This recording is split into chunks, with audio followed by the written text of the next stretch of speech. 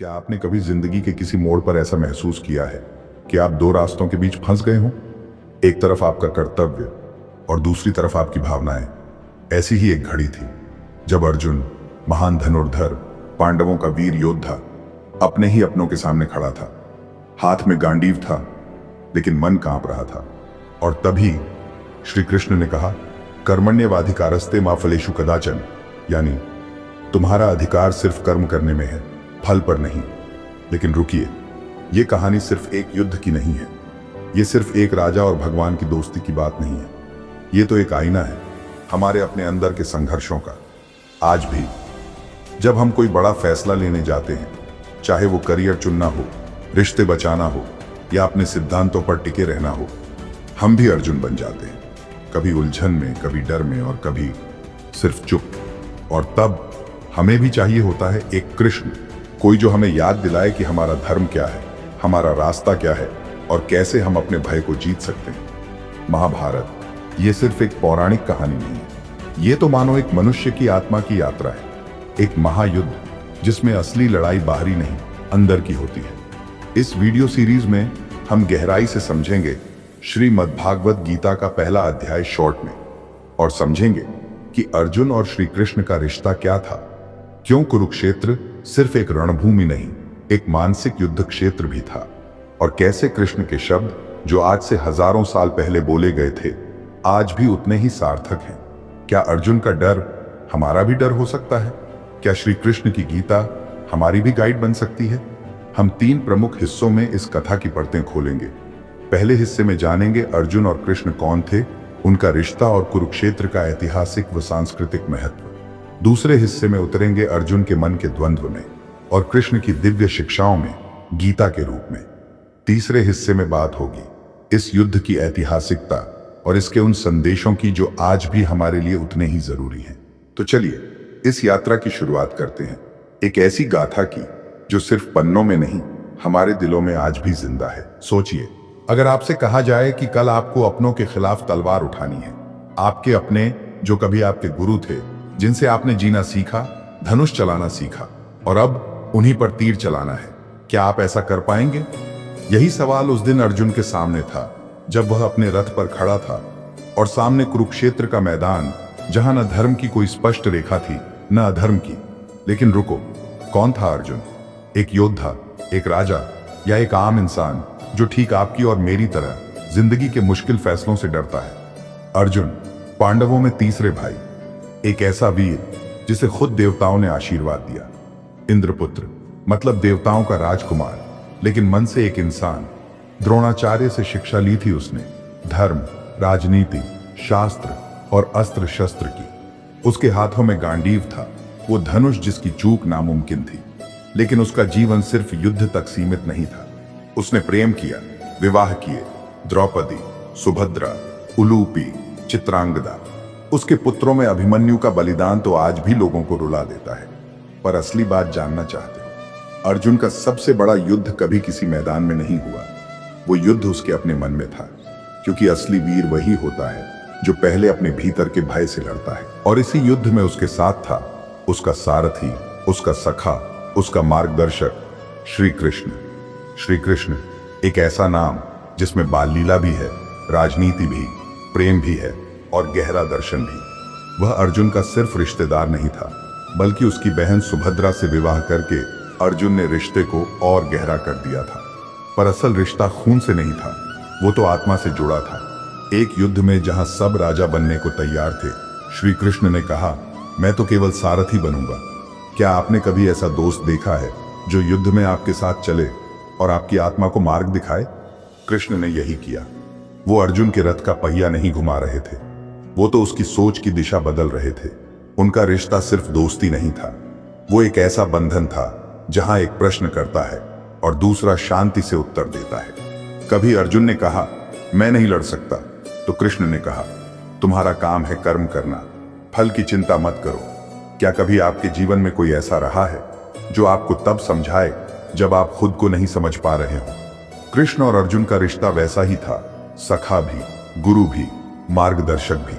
जब इंद्रप्रस्थ बसाना था तब भी ये साथ थे, जब युद्ध की घड़ी आई तब भी साथ थे। ये केवल मित्र नहीं थे, ये थे नर और नारायण। और फिर आया वो दिन जब रथों की आवाज, शंखनाद और धरती की थरथराहट ने इतिहास बना दिया।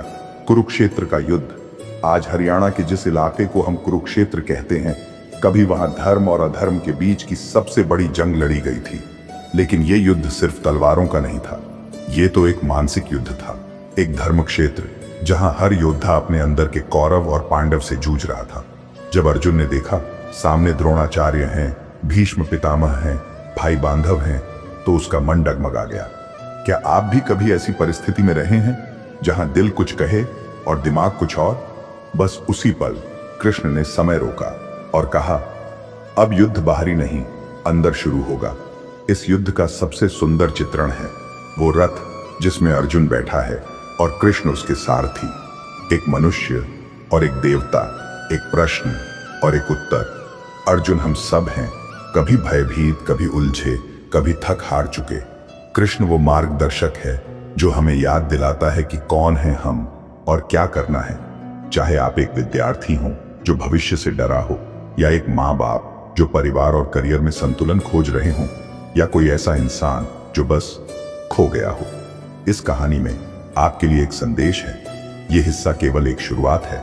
आगे हम उतरेंगे अर्जुन के मन में, उस मोड़ पर जहां उसने युद्ध से मुंह मोड़ा और कृष्ण ने उसे फिर से उठाया। कभी ऐसा पल आया है जिंदगी में जब आप सामने खड़े फैसले को देखकर कांप उठे हों, जब दिल कहे नहीं हो पाएगा मुझसे और दिमाग बस चुप हो जाए? ऐसा ही एक पल आया था महाभारत के सबसे बड़े योद्धा अर्जुन के सामने, और वहीं से शुरू होती है भगवत गीता की सबसे अनमोल यात्रा। अर्जुन, वो जो पांडवों की उम्मीद था, जो हर युद्ध जीत चुका था, लेकिन जब कुरुक्षेत्र के मैदान में खड़ा हुआ और सामने देखा भीष्म पितामह, गुरु द्रोणाचार्य, भाई, रिश्तेदार, तो वो बहादुर योद्धा कांप उठा। गांडीव हाथ से छूट गया, सारा शरीर कांपने लगा, आंखों के आगे अंधेरा छा गया। ये सिर्फ युद्ध का डर नहीं था, ये था एक गहरा नैतिक संकट। अर्जुन सोच रहा था, क्या मैं अपने ही परिवार को मार दूं? क्या जीत ऐसी हो जिसमें अपनों का खून बहा हो?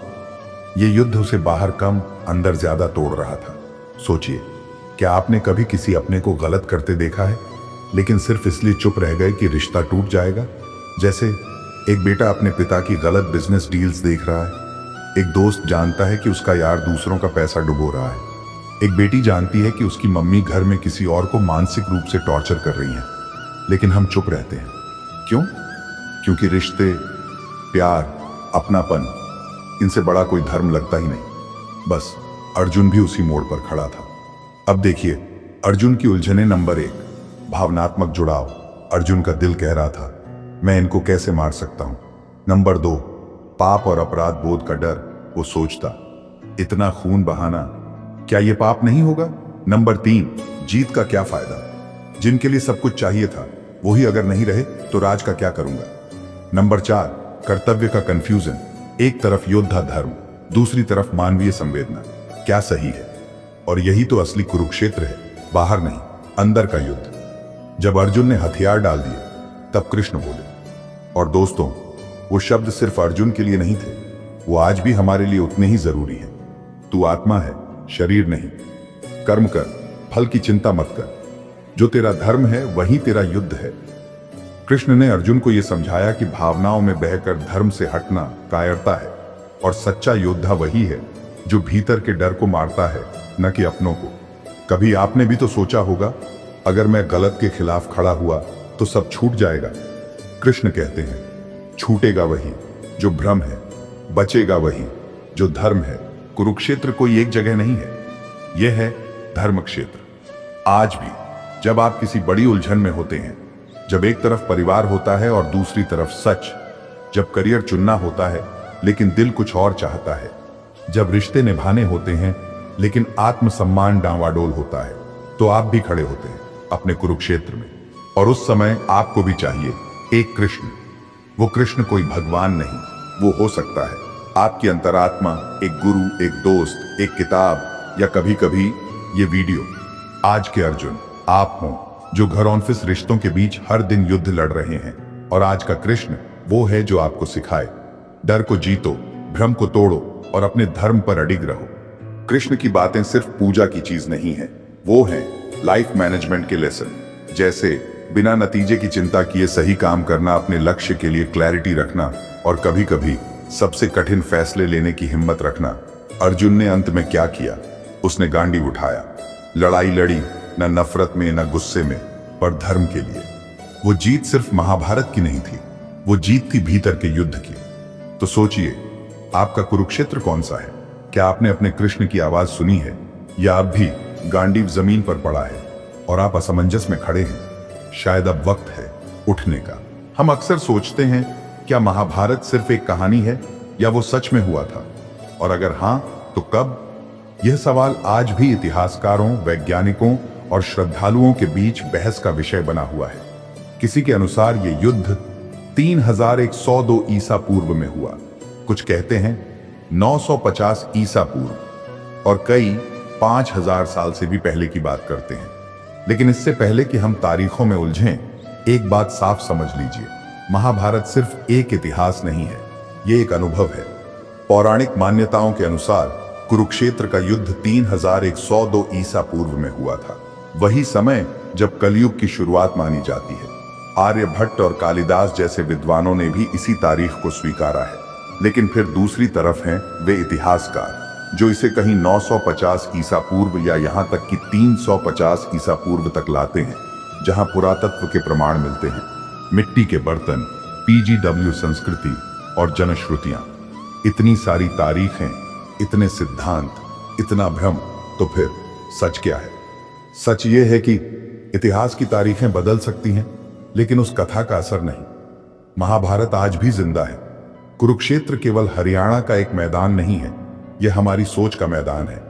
जब आप ऑफिस में किसी निर्णय को लेकर उलझते हैं, जब आप रिश्तों और करियर के बीच बंटते हैं, जब आप रात के 3 बजे जागते हुए सोचते हैं, क्या मैं सही कर रहा हूं?